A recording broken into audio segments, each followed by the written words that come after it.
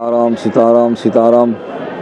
यज्ञेश यज्ञ पुरुषाच्युतीर्थपाद तीर्थस्व श्रवण मंगल नामधेय आपन्न लोक ब्रिजनोपशमोदयाद्य शंनकृधीश भगवन्न दीननाथ। यत्कीर्तनं यत्स्मरणं यदीक्षणं यद्वन्दनं यत् श्रवणं यदर्हणं लोकस्य सद्यो विधुनोति कल्मषं तस्मै सुभद्रस्रवसे नमो नमः। अज्ञानध्वान्तमार्तण्डं प्रसन्नास्यं क्षमात्मकं गिरिशाभीष्टदं वन्दे चारूरोद्धृतकौस्तुभं कृष्णकैङ्कर्यसन्मार्गदायकं ज्ञानविग्रहम् आत्माराममहं वन्दे व्यक्ताव्यक्तस्वरूपकं। नारायण नारायण सीताराम सीताराम। समवेत समस्त मायेदेर समस्त भाईदेर आमार प्रणाम। सत्कथा श्रवणे बुद्धि यस्य यस्य प्रवर्तते स स एव स्वयं विष्णु तस्मै तस्मै नमो नमः। भगवानेर नामेर एमन महिमा जे जे এই সৎকথা অসৎ কথা নয়, যে সৎকথা শুনবার জন্য অর্থাৎ ভগবানের কথা শুনবার জন্য যে ইচ্ছুক হয়, শ্রবণে বুদ্ধি, যার বুদ্ধিটা শ্রবণ করবার জন্য চায়, স স এব স্বয়ং বিষ্ণু, তৎক্ষণাৎ তিনি সেই বিষ্ণু হয়ে যান। ভগবান আমাদের ভেতরে আছেন, আগুন আছে কিন্তু ঢাকা পড়ে আছে। এই যেই আপনার ভগবানের মতি হলো, তার কথা শুনতে ইচ্ছে করলো, তখনই স স এব স্বয়ং বিষ্ণু তস্मै তস্मै নমো নমঃ। আমাদের তুলসীদাসজি বলেছেন যে সিয়া রামময় সব জায়গায় জানি করহু প্রণাম জোরি যুগ পানি। ভগবান রামচন্দ্র এবং সীতা দেবী সর্বত্র আছেন। এই হচ্ছেন গীতার বাণী। গীতা শ্রীরামকৃষ্ণদেব বলেছিলেন, আরে গীতা বলে কি বলবো, গীতা ত্যাগী ত্যাগী ত্যাগী। গীতা যদি কবার উচ্চারণ করিস তাহলে কথাটা হয়ে যায় ত্যাগী। ত্যাগী হচ্ছে গীতার সারমর্ম। কি ত্যাগ? আমাদের সবাই ভোগবাদী, ত্যাগ কোথায়?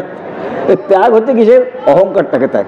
অহং মমেতি বেণমূত্র লেপগন্ধাদি মোচনম শুদ্ধ শৌচমিতি প্রোক্তম নৃজলাভ্যাম তু লৌকিকম। আমাদের অন্তঃকরণ যে চতুষ্টয়, মন বুদ্ধি চিত্ত অহংকার, এই যে চারটে আমাদের ভেতরটা, এইটা কালিমা মুক্ত হয়ে আছে। আজকে সব জায়গায় এই সাফাই ঝাড়া দিয়ে পরিষ্কার করছে, কত রকম সাফাই হচ্ছে। সাফাই নয়, অন্তরের সাফাইটাকে করছে না। এই অন্তরের যে সাফাই, সেটা হচ্ছে কি, যে মানুষের অহং আর মম, আমি এবং আমার, এই হচ্ছে মল এবং মূত্র। শুদ্ধ শৌচমিতি প্রোক্তম। এইটাকে ত্যাগ করার নামই হচ্ছে শুদ্ধ শৌচ। মৃত জলাভ্যাম তিলৌকিকম।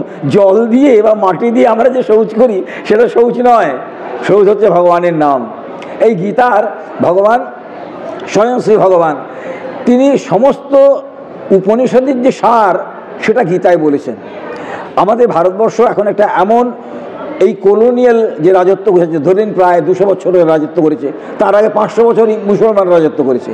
তারা ভারতবর্ষের মানুষকে তাদের যে সংস্কৃতি, তাদের যে শিক্ষা, তাদের যে ধর্ম, সেই বিষয়ে বিশ্বাসটাকে নষ্ট করে দিয়েছে।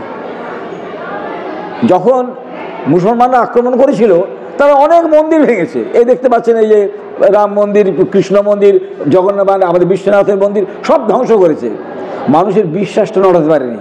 ইংরেজরা করেছে কি, আমাদের মাথা খেয়েছে, আমাদের বুদ্ধি নষ্ট করেছে, আমাদের শিক্ষার মধ্যে দিয়ে সব কিছু বলিয়েছে। আমাদের যেসব নিয়মগুলো সেগুলো হচ্ছে কুসংস্কার। কিন্তু আইনস্টাইন, ওপেনহাইমার, পৃথিবীর যারা বিশ্ববিজ্ঞানী, ম্যাক্স প্ল্যাঙ্ক, এরা কেউ, আমার সময় খুব বেশি হবে না সেই জন্য এগুলো আমি বিস্তারিত বলছি না, এরা প্রত্যেকে কিন্তু নতজানু হয়ে সনাতন শাস্ত্রের, হিন্দুর কথা, ধর্মের কথা, বেদের কথা গ্রহণ করেছেন, মাথায় করে নিয়েছেন, সেখান থেকে শিক্ষা লাভ করেছেন। সেই জন্যে এই যে সনাতন ধর্ম, এই সনাতন ধর্মের দুটো দিক আছে, একটা হচ্ছে অভ্যুদয়, একটা হচ্ছে নিঃশ্রেয়স। ভারতবর্ষ যতদিন পর্যন্ত ধর্মকে ধরেছিল, ততদিন পর্যন্ত, যতদিন গীতাকে আশ্রয় করেছিল, ততদিন পর্যন্ত ভারতবর্ষ শক্তির, সামর্থ্যে, জ্ঞানে, বিজ্ঞানে সব কিছুর মধ্যে অনেক বড় হয়ে গেছিল। তাদের চরিত্র, সতীত্ব সব কিছু ছিল। আর ধর্মটাকে ছেড়ে দিয়ে আজকে আমরা একেবারে হতবাক, আমরা নিজেদের আত্মবিশ্বাসিত জাতি হয়ে সব ভুলেছি। একটা ঘটনা বলছি, অর্জুন মিশ্রের ঘটনা। আমাদের পাশেরই রাজ্য হচ্ছে অর্জুন মিশ্র, মানে তিনি ছিলেন একজন উড়িষ্যাবাসী। অর্জুন মিশ্র তিনি মহাপণ্ডিত।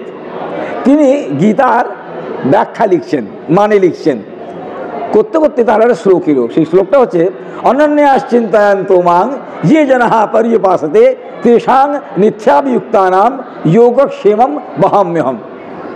ভালো করে দেখলেন, অনন্য মানে ঠাকুরকে ছাড়া আর অন্য কিছু ভাবছি না, যে অনন্য হয়ে যে ভগবানের চিন্তা করে, যে জনা পর্যুপাসতে যে আমার উপাসনা করে, তেষাং নিত্যাভিযুক্তানাম যে আমাদের নিত্যযুক্ত হয়ে আছে, যোগক্ষেমং বহাম্যহম আমি তাদের জন্য যোগ এবং ক্ষেম বহন করে থাকি। যোগ মানে অপ্রাপ্ত বস্তুর প্রাপ্তি হচ্ছে যোগ। আমি কি করে পাবো? চাকরি হচ্ছে না, মেয়ের বিয়ে হচ্ছে না, সংসার হচ্ছে না, ভগবানের চরণ দুটি পাচ্ছি না, আমি আমার স্বরূপ জানতে পারছি না। আমি যে অহম তো নারায়ণ দাস দাস দাসস্য দাসস্য চ দাস দাস অন্যম না ঈশো জগত নারায়ণ তস্মাদ আহম ধন্যতমোস্মি লোকে। আমি নারায়ণের দাসের দাসের দাসের দাসের দাস। আমি আমার পরিচয় ভুলে গেছি। আমি আজকে জগতে পথহারা পথিকের মতো ঘুরে বেড়াচ্ছি। সেইখানে বলছেন যে এই যে যোগ, অপ্রাপ্ত বস্তুর প্রাপ্তি হচ্ছে যোগ। আর যা কিছু পেয়েছি সেটা যাতে রক্ষা হয়, আমি সৎসঙ্গ পেয়েছি, আমি সদ্গুরু আশ্রয় পেয়েছি, আমি ভারতবর্ষে জন্ম পেয়েছি, আমি হিন্দু হয়ে জন্মগ্রহণ করেছি, আমি শাম কিমকারী শোভনম। দেবতারা বলতেন যে এরা কী সৌভাগ্য করেছে যে ভারতবর্ষে হিন্দু হয়ে জন্মগ্রহণ করেছে, এদের জীবন সার্থক। সেই জন্য ঠিক আছে, সেই জন্যে বললেন যে কি করা যাবে, যে আমাদের ওই অর্জুন মিশ্র তিনি বললেন না, বহন করে নেওয়া যাবে না। ভগবান বহাম্যহম বলছেন, দদাম্যহম করতে পারে। ভগবান বয়ে নিয়ে যাবেন, কি যোগক্ষেম বহন করে নিয়ে যাবেন।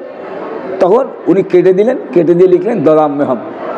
লিখে দিয়ে এতক্ষণ তার স্ত্রী এসে বলল, আরে ব্রাহ্ম পণ্ডিত বাড়িতে তো কিছুই নেই, কিছু ভিক্ষার জন্য ব্যবস্থা করো, স্নানে যাও। উনি গিয়ে স্নান করতে গেলেন। স্নান করে যে আসতে অনেক চেষ্টা করলেন, কিছুই জুটলো না। সেদিন মুখ শুকিয়ে বাড়ি এসছেন। বাড়িতে এসে দেখেন চাল ডাল জিনিসপত্র সব থরে থরে সাজানো। বলে এগুলো কি, এগুলো কোথেকে এলো?